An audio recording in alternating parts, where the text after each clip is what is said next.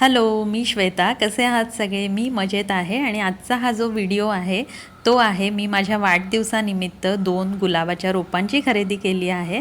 तर तोच मी तुमच्यासोबत शेअर करणार आहे.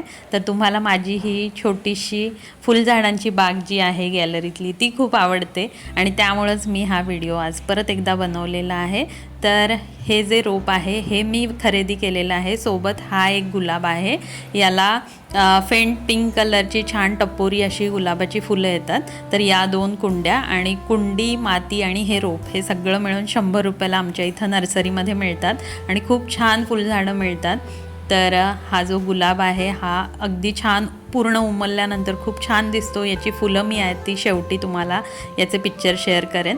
तर त्यासोबतच या ठिकाणी हा माझा आवडता वेल्वेट कलरचा गुलाब, याला भरपूर फुलं यायला लागली आहेत आता पावसाळ्यामुळं. तुम्ही बघू शकता पूजेसाठी फुलं जी आहेत ती काढून देखील या ठिकाणी बरीच फुलं राहिलेली आहेत.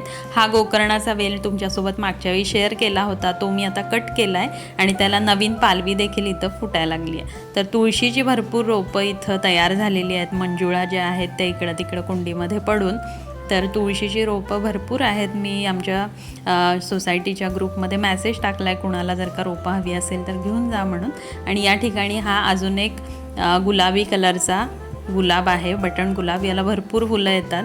एका फांदीला 5-6 फुलं येतात आणि सोबतच हा अष्टगंध कलरचा गुलाब.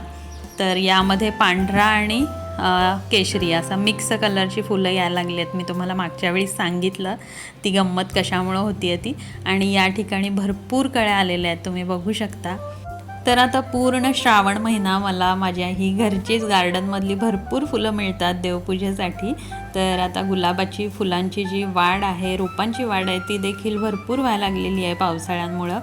तर माझं आवडीचं फूल म्हणजे गुलाब आणि सोनचाफा, सोबत मोगरा देखील. पण मी मोगरा सध्या इथं लावत नाही आहे, कारण मला तो जमिनीत लावलेला मोगराच खूप चांगला वाटतो.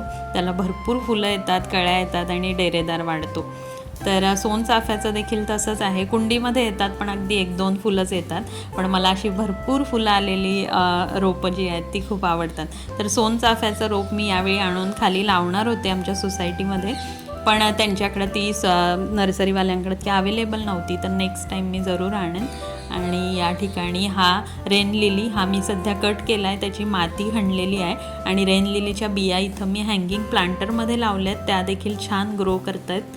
आणि हा आहे माझा सन मेरी रोज, तर तो देखील खूप छान ग्रो होतो आहे.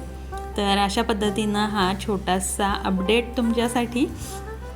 व्हिडिओ आवडला असेल तर जरूर लाईक करा, चॅनलला सबस्क्राईब करा. आपण भेटू नवीन व्हिडिओसोबत. धन्यवाद.